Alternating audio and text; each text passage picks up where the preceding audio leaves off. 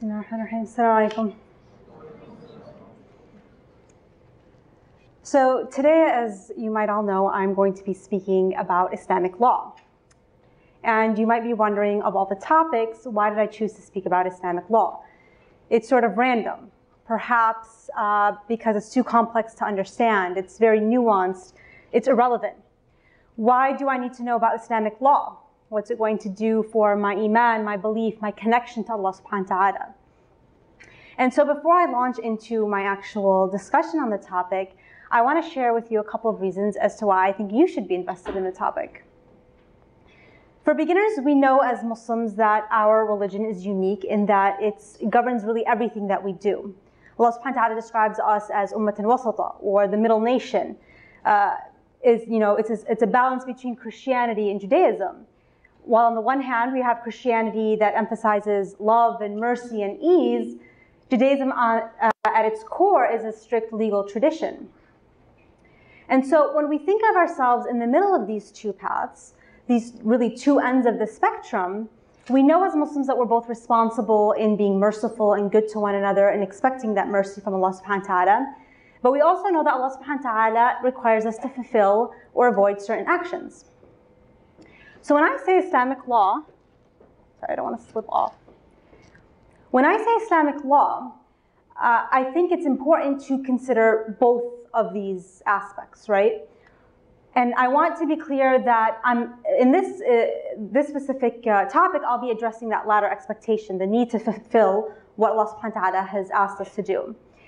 But it's very important to point out that there's a balance between the two, because oftentimes, whether we're sitting in a halaqah or we're flipping through a book on Islamic law, for any of you guys who do that, the book is discussing a lot of topics as our obligations as Muslims. And it's often very dry and really draining, intimidating for one.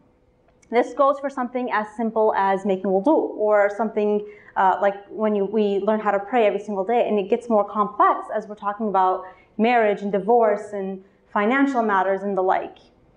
So before I really begin my adventure into the realm of Islamic law, I want you all to keep in mind that it's not complete without that other half.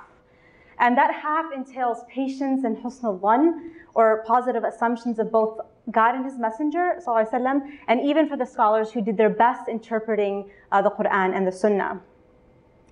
Now the reason I'm putting out this disclaimer is because knowing that Islamic law is sometimes dry, and most of the time you won't have the answers to what you're looking for, or you're confused and angry about an opinion or ruling, knowing that you need patience and assuming the best of everything will get you through really your toughest challenges. And I'm telling you this because I really had to learn the hard way. In that when I first began my adventure into Islamic studies and Islamic law, there were so many moments in which I was confused and I had a lot of questions, and I had really no one to turn to for points of clarification. So when I learned about the quote-unquote rules regarding slavery and apostasy and marriage and divorce and on, my head was really spinning. And I really had to take a step back and ask myself, what have I been told all my life? Who's right and who's wrong? And listen, let's be frank, you don't need to be getting a degree in Islamic studies to encounter these debates.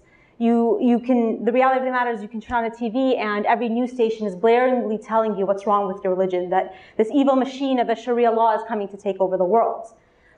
And you and I really can't help but think, well, I don't know much about my religion, and I don't really know much about specifically Islamic law, so, well, maybe they're right. And so the doubt begins.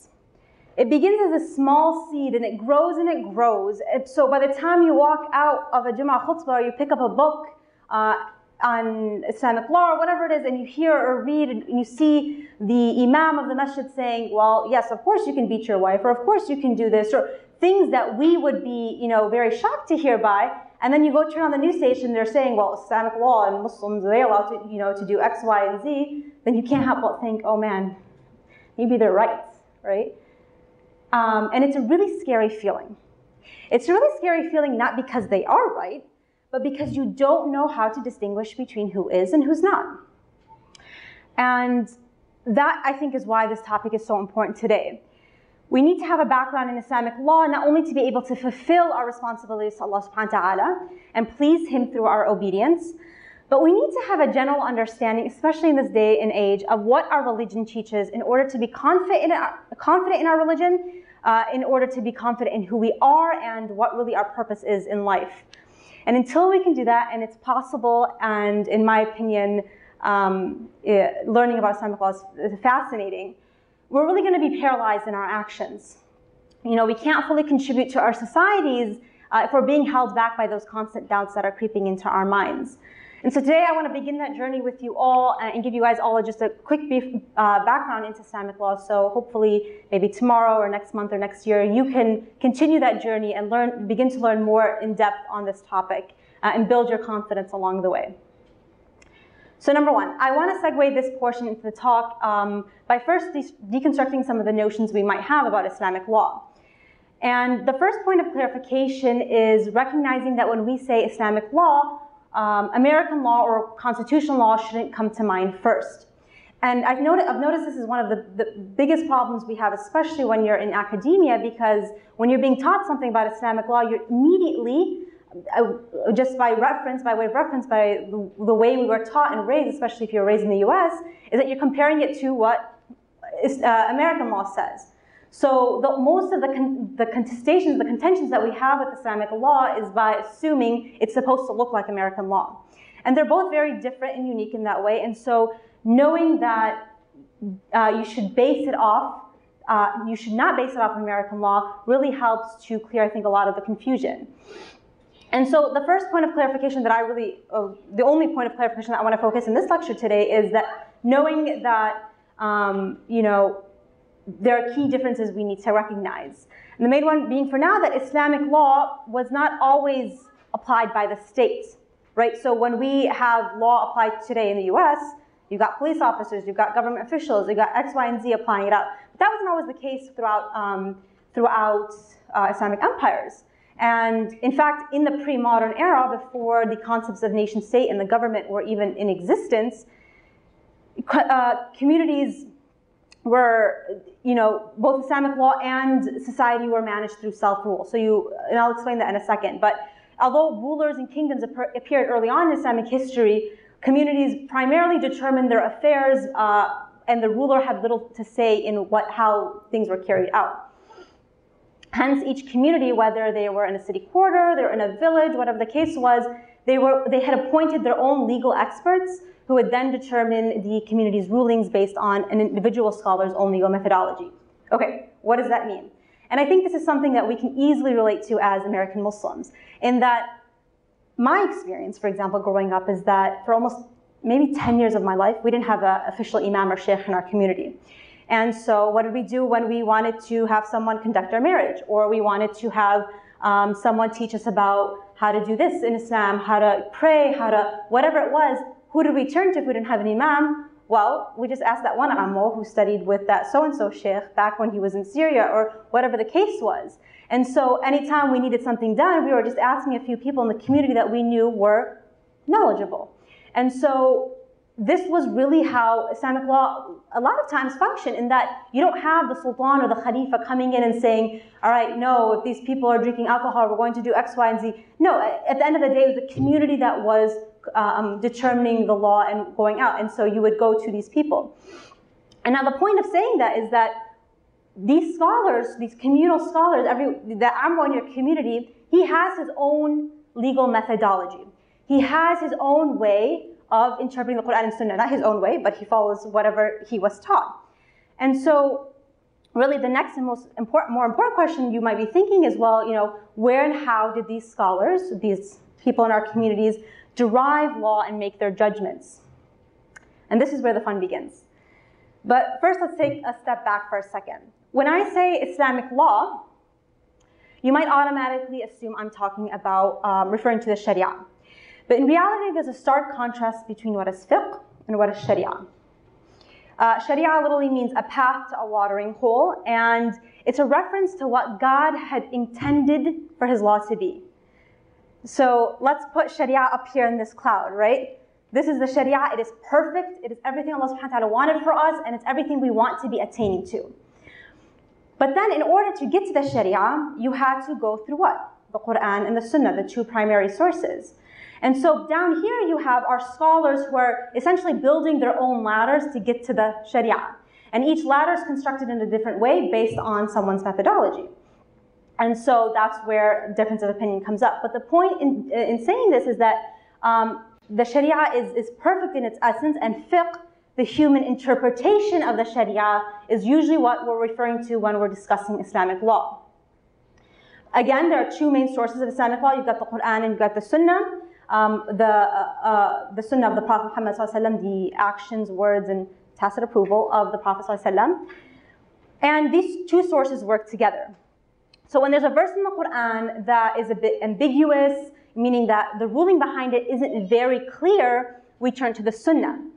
And that's really what will help us figure out exactly what that verse means. But again, despite the fact that we have these two solid sources, the language of both of these texts are sometimes ambiguous, unclear, metaphorical, and you need a little more to figure out what it's intending, it's calling for.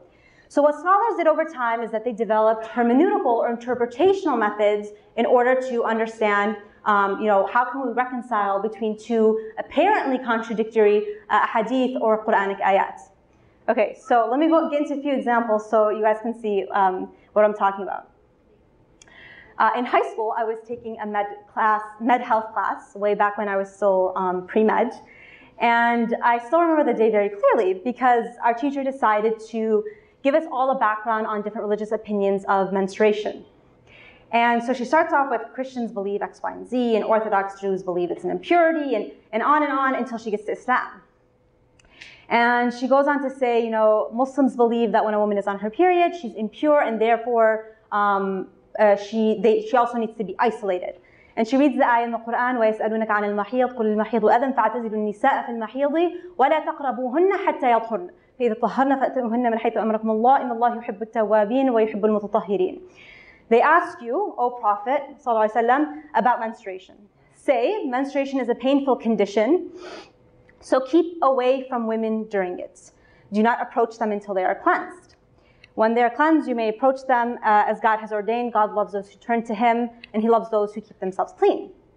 And so right off the bat, you might be thinking from this ayah, well, are we supposed to isolate women when they are on their periods? And it's really not a far-fetched idea when you look at the ayah by itself. And this wasn't something that my high school teacher had said out of ignorance, or she was a bigot, or whatever it was, because I had professors down the line making the same assumptions, and I thought that was fascinating. And I thought to myself, okay, well, there's a disconnect here. And really, if we only look at the ayah for guidance, you can easily come to that answer as a legal ruling. But just one quick look into the hadith corpus and the life of our Prophet ﷺ, we come across the hadith of Aisha radiallahu anha, the wife of the Prophet ﷺ. And she says, while in menses, I used to comb the hair of Allah subhanahu wa ta'ala's messenger. Okay, so combing, I guess you don't have to be like that near, she could still be isolated. Maybe that would work. But then you have another hadith that says, while in menses, the Prophet ﷺ used to lean on my lap and recite Quran. Okay, let's pause for a second. What just happened there? You have an ayah that says don't get near them, keep them isolated essentially, but now we have a hadith that's saying no. The Prophet ﷺ not only did not isolate his wives, but he was leaning on their laps, reciting the word of Allah subhanahu wa ta'ala in the process. And so what happened was that, this is a very basic example that classical scholars never cite, but I thought was just really relevant in my experiences because it's come up numerous times. But the scholars concluded that it was the ayah specifically referring to not having sexual intercourse. But it's fascinating knowing that if you can only look at the ayah by itself, you wouldn't be able to determine that. You need the hadith. And this is especially important. If any of you guys take an Islamic studies class or really anything, there's, throughout space and time, there have been renewed efforts to have a Quran-only movement, right? And so, we can't trust hadith, they might not all be true, and all of these recycled arguments to really insist that we only need to use the Quran in guiding our conversations. And again, I had this experience just a few years ago when one of my very accomplished professors in Islamic studies, and she's very well-intentioned and has spoken very highly when she writes about Muslims very highly, but still there is this disconnect. It wasn't until we got into this back and forth, we were sitting in class, and we got into this back and forth discussion, and she was insisting we don't need to know hadith to understand Muslims. And I told her, I honestly was just shocked for a second, and I told her, what do you mean? Of course you need to know hadith. Do you know anything about Islamic law? And so she works on contemporary studies, so she really doesn't know anything about Islamic law. But we literally had to go through this back and forth debate, and I told her, you know, where is this in the Quran? I don't want to get into the examples, so I'm not going to cite them. But for example, even prayer, the very act of prayer, there's no ayah in the Quran that tells you, all right, so now when you're getting up for Salat al-Dhuhr, which is 4 rak'ahs, you're going to say Allahu Akbar, read Surah Al-Fatiha, read a short surah, Allah, and then you make your ruku'. There's none of that. There's no surah in that exists, right? Where do we get that information from? From hadith. And think about it, salah is one of the most, if not the most obligation we have as Muslims after La ilaha illallah. The fact that that's not explicitly stated in the Quran, beyond wa aqimu salah and different timings for the salah, really, that is, I think, is one of the best indicators, and that's more of a classical example scholars use to demonstrate the importance of taking hadith into consideration. But that was, you know, those are very simple examples, and I really want you guys to be able to leave this room with a sense of appreciation for the really hard work scholars had to do in order to form Islamic law, because a lot of times it wasn't simply, oh, we have this ayah, okay, now this hadith clarifies it, we're good to go. A lot of times you had multiple ayats, you had multiple ahadith, and now you're thinking to yourself, okay, so what do we do with all of these ayats? What do we do with all of these hadith? How do we reconcile them? Because they're all saying, they seem to all be saying different things. And what do we do with that? And so it wasn't something, I think, at least in my experience, and again, this is something that you might have experienced yourself if you're taking any Islamic studies course at university level, where they'll just throw out the baby with the bathwater, right? Everything is gone. All we need is the Quran, and this is everything that will tell us. But it was so much more complex, and you can really appreciate that complexity when you learn more about that. And something that I think also is important to remember is knowing that these scholars were sincerely trying to understand the Sharia, what Allah subhanahu wa ta'ala had intended or wanted for the believers, right? So again, even though the process of human interpretation, the process of fiqh was different, at the end of the day, they're all reaching for that end goal, the Sharia. And I think it's also important to keep in mind, this is sort of an aside, is that sometimes when we're reading scholarly work and we come across something that doesn't feel good to us, we automatically say, well, these scholars are so biased, they're so X, Y, and Z. But I think taking a step back and telling ourselves, well, we too are biased. We're living in our own societies, we're living in our own cultural hegemonies, and that's something that we need to take into consideration as well. And so thinking, again, going back to that husn al-dhan, of that positive assumption, thinking that these scholars were doing their best, whether or not, you know, we come to the same conclusion, our teachers come to the same conclusion, that's not the point, but respecting that attempt to get to that conclusion. So anyways, in the situation where you've got multiple hadith, you've got multiple ayats, what did scholars do? What they ended up doing was creating the science of Islamic methodology, really, usul al-fiqh. And that was literally created just in order to reconcile these apparent textual conflicts. But you know, the science was meticulously developed and refined throughout the centuries with different scholars or schools of law using different methods and different approaches, which is how we have so many different conclusions. We have different ways we can pray, but we believe that they're all correct, right? And so that was all a matter of interpretation.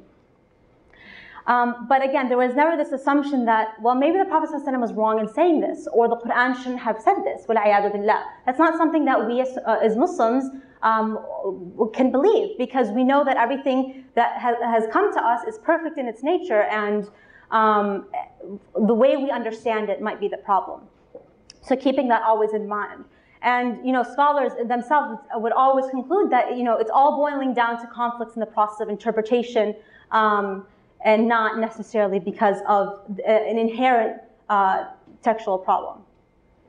So with this in mind, scholars approached text very carefully. And with the science of usul al-fiqh, or legal methodology, they set up in place a series of steps that really needed to be taken before you could make a conclusion. So assuming we've got multiple ayats, we've got multiple ahadith, all right, what do we do? Well, number one of the very first things scholars would do is do a Arabic linguistic analysis. Now, if any of you guys have ever taken even just a course or a seminar or whatever it is on Arabic, you know how complicated it can be. And for me, I have, my graduate program requires I serve as a teaching assistant for Arabic. And so I always have the lovely experience of trying to teach students how to make Arabic verbs in the passive, and everyone's just staring blankly at me. And I think to myself, man, what are you guys getting yourselves into? This language is hard.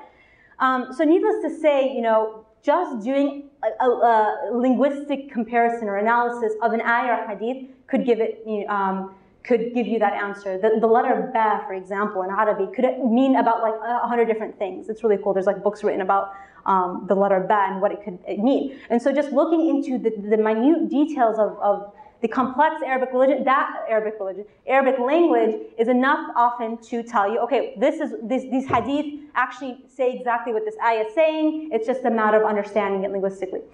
Unfortunately, I don't have enough time to go through an example for each, but I'll try to give as many examples throughout. So, you know, that's number one. All right, linguistic analysis, check. All right, that didn't work. Let's see what else we can do. And before I go on to the list, this wasn't a set process. It wasn't, okay, we're always going through linguistics first, and now we're going through X, Y, Z. But again, the checklist ultimately boiled down to, okay, are you Hanafi, Shafi'i, what madhab are you following? What is your mode of interpretation? And that's when things got a little different. So it's not necessarily we're going down the line. So, okay, linguistic analysis didn't work. Let's go to number two.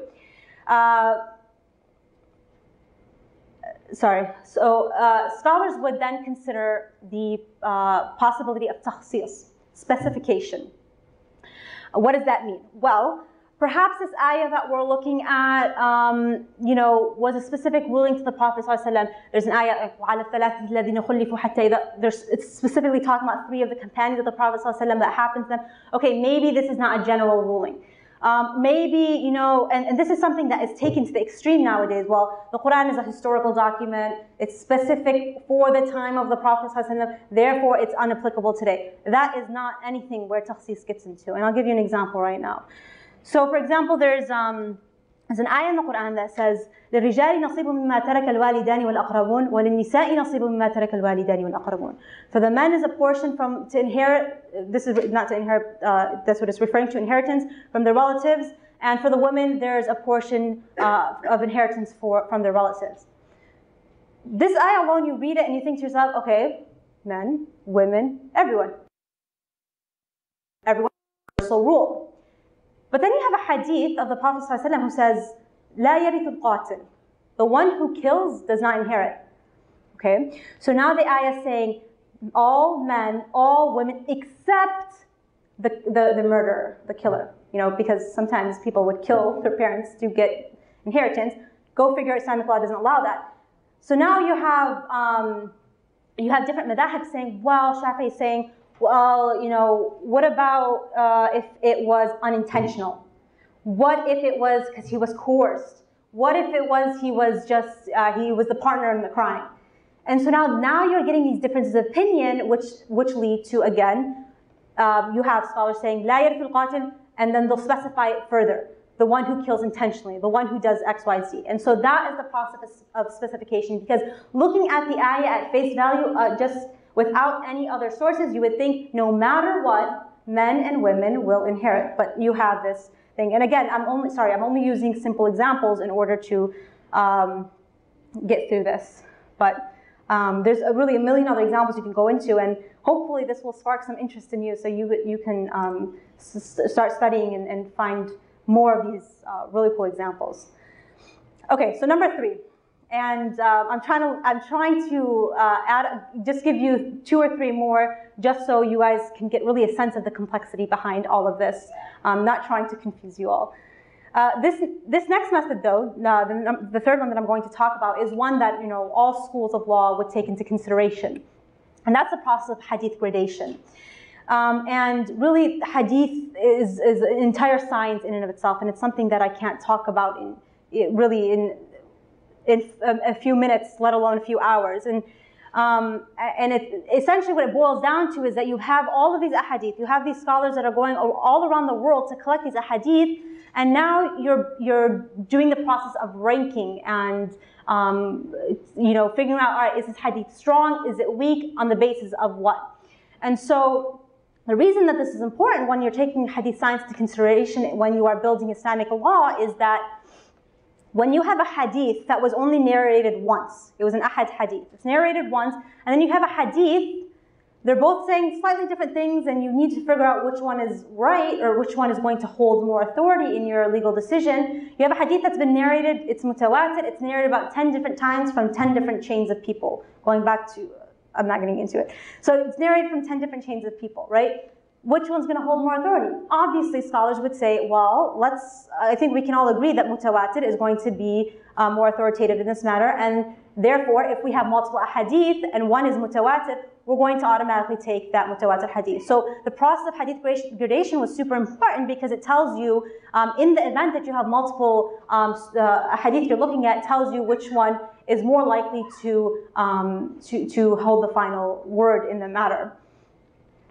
All right, so I'm only going to go into one more method that scholars made use of, but really, again, I hope you're starting to sense the nuance behind building and forming law. So if the other methods I mentioned didn't work, jurists could consider the possibility of naskh, or abrogation. So it's the possibility that one text was abrogated in lieu of another, and I'll give you an example for this. In other words, really one ayah, for example, would be replaced by another ayah that was revealed later down the line. The most famous example of naskh is that of drinking, of alcohol, and its prohibition. Alcohol wasn't, believe it or not, was not the first thing to be prohibited in Islam. I know sometimes it feels like that when you have someone who converts to Islam, the first thing you tell them off is like all the prohibitions they're not allowed to do versus the way the Quran and the Prophet ﷺ taught his community of believers. And that this was something that was gradual, and this was after they've accepted their faith and they believed in Allah subhanahu wa ta'ala, in the oneness of Allah, and they were confident, then you start having these more laws coming down. And so Allah subhanahu wa ta'ala, He revealed its prohibition over a period of time to slowly really prepare the Muslims to make this huge life change. We have the very first ayah, يَسْأَلُونَكَ عَنِ الْخَمْرِ وَالْمَيْسِرِ قُلْ فِيهِمَا إِثْمٌ كَبِيرٌ وَمَنَافِعُ لِلنَّاسِ وَإِثْمَهُمَا أَكْبَرُ مِنْ نَفْعِهِمَا. So they ask you about wine and alcohol and games of chance. Say that in both is a great sin and usefulness for the people, but its sin is greater than its usefulness, what you can get out of it. So, okay. Now it's on the Muslims' radar. Maybe it's not the best thing we should be doing. Maybe we should occupy our time in other ways, but all right, we're thinking about it now. Later down the line, you get the other ayah, وَلَا تَقْرَبُوا الصَّلَاةَ وَأَنْتُمْ سُكَارَى. Don't get near salah when you're drunk. It's kind of really hard to do, right? So you got 5 times a day you're praying. When can I get drunk? Maybe I can fit it in after Isha before Fajr. Now we're really limiting when you can drink and how much you can drink, right? And then finally you have the last ayah, إِنَّمَا الْخَمْرُ وَالْمَيْسِرُ رِجْسٌ مِّنْ عَمَلِ الشَّيْطَانِ فَاجْتَنِبُوهُ. The wine and games of chance are رِجْسٌ مِّنْ عَمَلِ الشَّيْطَانِ. They're evil acts from shaitan, and so avoid them, and so shun them. And that's the final word, right? So we don't look at the first ayahs and think to ourselves, okay, well, as long as I'm not coming to salah drunk, bottoms up, I can drink. No, officially those 2 ayat that came before it have no legal weight because that was the process of getting to that final conclusion, and that is that's the concept behind abrogation, and that something was ruled in the beginning and then later on was changed. And this is also another example of this is the Prophet ﷺ very early on said, don't visit graves, and then later on he said, actually visit graves because it's a good reminder of the hereafter. So we don't use it to say, oh, don't visit graves, because we know that the Rasul ﷺ later provided us with this other hadith. I'll wrap up with some powerful words that I came across. For those of you guys who might have heard of him, Dr. Abdul Hakim Murad wrote something just really powerful that I want to share with you all today that really sums up one of the main messages that I wanted to get across. He said, in a Western-influenced global culture in which people are urged from childhood to think for themselves and to challenge established authority, it can sometimes be difficult to muster enough humility to recognize one's limitations. This really couldn't be more relevant and true. You know, if there's anything you walked away from, just my lecture, not the others, but if you walked away learning from it, it should be really just a certain level of respect and humility toward Islamic scholarship that really will only become more profound as you learn it. So I want to encourage you all to learn, to take on that, really the adventure, the journey it is of learning Islamic law. It's also not to say that don't ask questions because, well, if the scholar XYZ said it, then it's, you know, it holds all authority. No, in fact, I highly encourage everyone to ask questions because, like I said at the very beginning, if you're not asking questions, that's only going to muster doubt. So there's always asking questions, but doing so with a level of respect and humility, knowing that, well, I could be wrong. My perspective is limited to what I know. My knowledge is so limited, and these scholars were doing their best. I don't agree for XYZ reason. Maybe my agreement doesn't really matter because I don't know anything. Thinking, just having this dialogue, this internal dialogue, when you come across something that really doesn't sit well in your heart. And I think always having that patience and that husnul dhann, that positive assumption of what these scholars were trying to do, it really, like I said, it will get you through your toughest challenges. And I'm speaking from experience because there's 1,000,001 things I still don't know, and I'm sure there's going to be 1,010,000 things I will never know. But knowing that, being patient, thinking, well, one day I'm going to find the answer for this. One day Allah subhanahu wa ta'ala will allow my heart to find peace on this topic. That is enough in order to really to ensure your confidence, ensure your love for this religion, and be able to speak about it with confidence and walk around with confidence. So jazakumullah khairan. Wassalamu alaikum wa rahmatullah.